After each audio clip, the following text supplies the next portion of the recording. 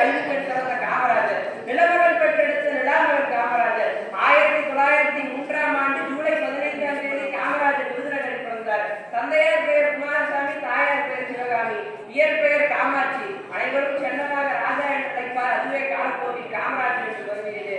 காமராஜர் தனது 12வது வயதில் பள்ளி படிப்பை நிறுத்தினார். பிற்காலத்தில் பல பள்ளிக்கூடங்களை கட்டினார். காமராஜர் கல்விசாலையில் கற்றது கைமண் அளவு. ஆனால் காமராஜர் கல்விசாலைக்கு செய்தது உலகளவு. மெய்கண்டான் புத்தக சாலைக்கு சென்று அங்கிருக்கும் தமிழ் இலக்கிய புத்தகங்களை படித்து தனது அறிவை மேம்படுத்திக் கொண்டார் காமராஜர். சிற்றில் நட்டும் பற்றி நின்மகன் யாண்டு உள்ளனோ எனவினவுதி என்மகன் யாண்டுள்ள நாயின் மரியே போரும் புலி சேர்ந்து போகிய கண்ணடை போல ஈன்ற வயிறு இதுவே தோன்றுவன் மாதம் போர்களத்தானே என்று புறநானூறு. இது தமிழர்களின் வீரத்தை குறிக்கும் பாடலாகும். இதேபோல் காமராஜரும் தனது 11வது வயதில் காங்கிரஸ் கட்சியில் சேர்ந்து நாட்டிற்காக பல போராட்டங்களில் கலந்து கொண்டார். நாடு எனக்கு என்ன செய்தது என்று கேட்பவர் மத்தியில் நாட்டிற்காக 11 வருடம் சிறையில் கழித்தார் காமராஜர். வாரி சுருட்ட தெரியாதவர், வார்த்தை தெரியாதவர், இறுதி வரையிலும் மக்களுக்காக சிறந்த புத்தகமாக வாழ்ந்தவர் தான் காமராஜர். சென்றராகி தன்னை வீட்டுகளோடு பேசுவேன், கவிதையாய் காகிதங்களோடு பேசுவேன், உணர்வாகி உள்ளங்களோடு பேசுவேன், உடலாகி நிலங்களோடு பேசுவேன், உள்ளாங்களாய் காட்டுகளோடு பேசுவேன், கல்வியாய் மாணவர்களோடு பேசுவேன் என்று பேசியவர் தான் காமராஜர். தெருதோறும் தொடக்கப்பள்ளி, ஊர்தோறும் உயர்நிலைப்பள்ளி, நாடுதோறும் மேல்நிலைப்பள்ளி என்பதே காமராஜரின் குறிக்கோள். 3 கிலோமீட்டருக்கு ஒரு தொடக்கப்பள்ளி, 5 கிலோமீட்டருக்கு ஒரு உயர்நிலைப்பள்ளி, 7 கிலோமீட்டருக்கு ஒரு மேல்நிலைப்பள்ளி என்று கட்டியவர் தான் காமராஜர். பள்ளி வேலைக்காட்களை 150லிருந்து 210 உயர்த்தினார். 133 அரசு பள்ளி சீரமைப்பு மாநாடு நடத்தி அதன் மூலம் ஒரு உறுதியினை வைத்து அரசு பள்ளியை சீரமைத்தவர் தான் காமராஜர். உலகத்திலேயே முதலாக ஆசிரியர்களுக்கு பென்ஷன் வழங்கும் திட்டத்தை கொண்டு வந்தவர் தான் காமராஜர். ஏழை மக்களுக்கு உணவளித்தார் நவீன மணிமேகலை, ஏழை மாணவர்களுக்கு உணவளித்தார் காமராஜர். மதிய உணவு திட்டத்தை கொண்டு வந்து தமிழகத்தில் உள்ள மாணவர்களின் பசியை தீர்த்து அவர்களை படிக்க வைத்தவர் தான் காமராஜர். மருத்துவம் படிக்கும் மாணவர்களுக்கு வட்டி இல்லாமல் கடன் வழங்கினார். ஒவ்வொரு மாவட்டத்திலும் ஒரு தொழில்நுட்ப கல்லூரி, ஒரு வேளாண்மை கல்லூரி, ஒரு மருத்துவக் கல்லூரி கட்டியவர் தான் காமராஜர்.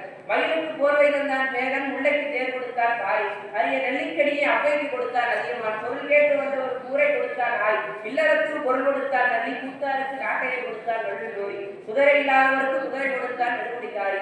இந்த வகையில் தமிழகத்திற்காக பல தொழிற்சாலைகளை கொடுத்துள்ளார் காமராஜர். 2வது, 3வது, 5ஆண்டு திட்டங்கள் மூலம் தமிழகத்தில் தொழிற்சாலைகளை உருவாக்கினார் காமராஜர். இந்துஸ்தான் போட்டோ பிலிம் ஆலை, ஆவடியில் ரயில் பெட்டி தயாரிக்கும் தொழிற்சாலை, மேட்டூரில் காகித ஆலை போன்றவற்றை கட்டி ஏழைகளுக்காக வேலை வாய்ப்பை கொடுத்தவர் தான் காமராஜர். மன்னனும் மாசர கற்றோனும் சீர்தூக்கின் மன்னனின் கற்றோன் சிறப்புடையார். மன்னருக்கு தன் தேசமெல்லாம் சிறப்பில்லை, கற்றோருக்கு சென்ற இடமெல்லாம் சிறப்பு என்கிறார் ஔவையார் முதுரை பாடலில். இதற்கு காமராஜர் ஒரு உதாரணம். ஒரு முறை மருத்துவக் கல்லூரியில் படிப்பதற்கு முதலிட இடஒதுக்கீட்டில் 2 காலி சீட்டுகள் இருந்தன. அதற்கு 2000 விண்ணப்பங்கள் வந்தன. மருத்துவக் கல்லூரி முதல்வருக்கு யாரை எடுப்பதென்றே தெரியவில்லை. உடனே அந்த 2000 விண்ணப்பத்தையும் காமராஜரிடம் கொடுத்தார். காமராஜர் அந்த விண்ணப்பத்தின் கீழ் இருக்கும் பெற்றோர் கையெழுத்தை பார்த்தார். அனைத்து பெற்றோர்களும் கையெழுத்திட்டிருந்தார்கள். ஆனால் காமராஜர் எடுத்த 2 பெற்றோர் மட்டும் கையாக வைத்திருந்தார்கள். அந்த மருத்துவக் கல்லூரி முதல்வர் கேட்கிறார், 2 மணி நேரமாக தொடவி எங்களாலேயே 2 பேரை எடுக்க முடியவில்லையே, நீங்கள் எப்படி எடுத்தீர்கள் என்று. காமராஜர் கூறினார், ஒவ்வொரு விண்ணப்பத்திலும் இறுதியில் இருக்கும் பெற்றோர் கையொப்பத்தை பார்த்தேன். நான் எடுத்த 2 பெற்றோர் மட்டும்தான் கையாக வைத்திருந்தார்கள். மற்ற அனைத்து பெற்றோர்களும் கையெழுத்திட்டிருந்தார்கள். இதன் மூலம் எனக்கு தெரிந்தது, படிக்காத பெற்றோரின் மகன் படித்தால் அந்த நாடு முன்னேறும் என்று காமராஜர் கூறினார். இளைய ரத்தம் என்ன போலியா, எழுத வேண்டும் புதிய இந்தியா என்பதற்காக காமராஜர் என்ற திட்டத்தை கொண்டு வந்து தனது முதலமைச்சர் பதவியை துறந்து இளைஞர்களும் முதலமைச்சர் ஆகலாம் என்பதை உலகிற்கு உணர்த்தியவர் தான் காமராஜர். அண்ணா எனது வழிகாட்டி, காமராஜர் எனது தலைவர் என்றார் முன்னாள் முதல்வர் எம். ஜி. ராமச்சந்திரன். காமராஜரை எப்பொழுதுமே மக்கள் தலைவர் என்று அழைப்பார் நேரு. நாடு பார்த்தது உண்டா, இந்த நாடு பார்த்தது உண்டா, தன் வீடு பார்க்காமல் வாழ்வு பார்க்காமல் இந்த நாடு முன்னேற நாட்டு குறைந்தவரை இந்த நாடு பார்த்தது உண்டா. பட்டங்களாலும் பதவிகளாலும் பெயர்களாலும் பலர் பெருமை அடைகிறார்கள். ஆனால் சிலரால் மட்டுமே அந்த பட்டங்களும் பெயர்களும் பெருமை அடைகிறது. அப்படித்தான் காமராஜருக்கு இந்திய ஒன்றிய அரசு பாரத ரத்னா விருது வழங்கியுள்ளது. நாடாளுமன்றத்தில் காமராஜருக்கு வெங்கல சிலை நிறுவப்பட்டுள்ளது. காமராஜர் வாழ்க்கை இல்லம் நினைவில்லமாக்கப்பட்டுள்ளது. தேராம்பேட்டையில் காமராஜரின் பெயரில் ஒரு அரங்கம் நிறுவப்பட்டுள்ளது. மதுரையில் காமராஜரின் பெயரில் ஒரு பல்கலைக்கழகம் நிறுவப்பட்டுள்ளது. காமராஜர் பிறந்த தினமான ஜூலை 15 கல்வி வளர்ச்சி நாளாக கொண்டாட வேண்டும் என்று தமிழக அரசு அறிவித்துள்ளது. ஏழைகளின் அறியாமை இருளை ஜோதி அடைந்தது. 1975ஆம் ஆண்டு அக்டோபர் 2ஆம் தேதி காந்தி பிறந்த நாள் என்றே காமராஜர் தனது உயிரை நீத்தார். மாணவர்களாகிய நாம் காமராஜரின் கொள்கைகளையும் கோட்பாடுகளையும் கடைபிடித்து வாழ்வு. காமராஜர் வாழ்வில் நடந்த சில சுவையான நிகழ்வுகள். ஒரு முறை ஜப்பானில் இருந்து ஒரு குழு தமிழகத்திற்கு வந்தது. தமிழகத்தில் நாங்கள் 10 சர்க்கரை ஆலை அமைக்கிறோம் என்று காமராஜரிடம் அனுமதி வழங்கினார்கள். காமராஜர் அனுமதி கொடுத்து விட்டார். அதற்கு ஒதுக்கும் நிதியிலிருந்து அப்போது யார் முதலமைச்சரோ அவருக்கு 10% கொடுப்பார்கள். காமராஜருக்கு 10 சர்க்கரை ஆலை சென்று 100% கொடுத்தார்கள். ஆனால் காமராஜர் அந்த 100% வாங்காமல் அதை வைத்து 11வது ஒரு சர்க்கரை ஆலை கட்டிவிட்டார். அதன் மூலம் ஏழைகளுக்கு வேலை கிடைக்கும், நாடு உயரும் என்று கூறினார். அப்படி உருவானதுதான் நாமக்கல் மாவட்டம் மோகனூரில் உள்ள ஒரு சர்க்கரை ஆலை.